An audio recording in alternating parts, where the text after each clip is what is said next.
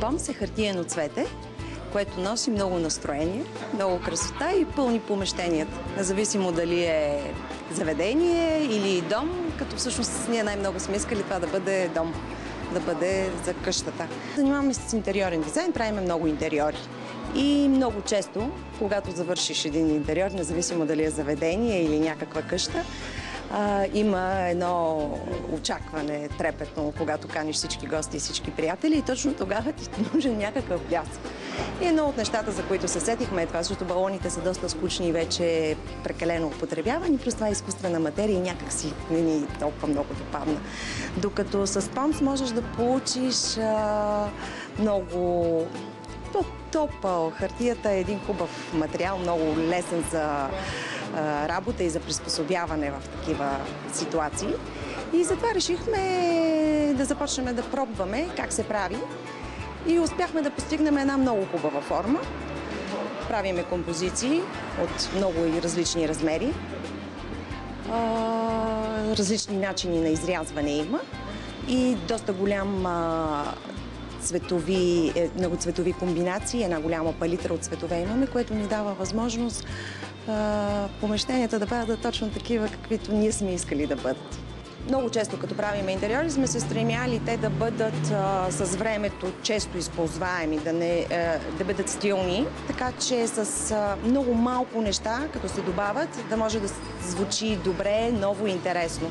И Помс е супер лесен начин да добавиш в интериора много цвят. Едно бяло помещение, каквото напоследък доста често правиме, може да бъде за лятото в едни силни тюркоазени цветове и да звучи страхотно.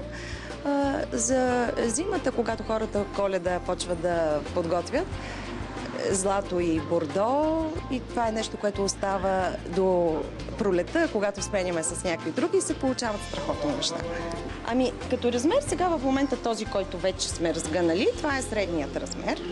И в случая ние експериментирахме, това е един наш опит, който преди малко отворихме. Направили сме го в два със средни цвята. Единият е пушък, другият е светло-сив. Обикновено хората, това, което не им е ясно, е как трябва да си го отворят. Той е много лесен за отваряне. Това е нещото, което пристига при вас. И съвсем лесно, бързо, даже и за начинаещи. В началото всеки каза, о, много е финна хартията, много е тънка, няма да успея да се справя. Не е така, много е лесен. Изнасят се един по един листовете, като се стреми всеки да го доближи максимално близко до центъра, за да може да се получи кръгла форма. И се издърпват всичките листове един по един. Забелязвам, то е мода. Хората слагат много цветя под дрехите си. И някои наши клиенти започнаха да ги слагат също на дрехите си или да ги връзват на ръцете си. Ето това е един малък готов. Мини Помс го наричаме, който може да се привържа към една салфетка. Сложени тези салфетки на маса по много и подприяни с един по-голям в центъра, се получава страхотна композиция. И много от хората, това нещо, което са взели от салфетката, го взимат и го връзват на ръката си.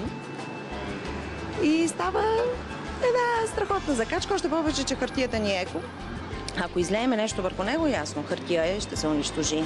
Има няколко хартии, които ние предлагаме, които са с едно покритие върху тях, нарича се вакса, един вид восъчно покритие.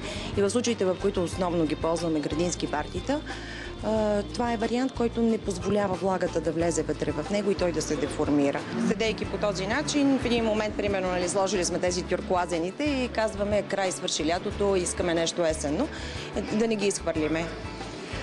Може да се прибират по начина, по който сме го разгънали. По същия начин можем и да го пребереме.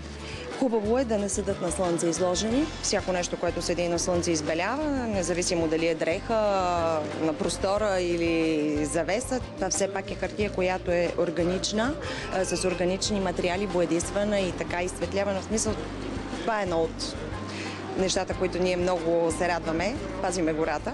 Според мен по-важното е, че ще можете да си го запазите така, че до година отново да го ползвате.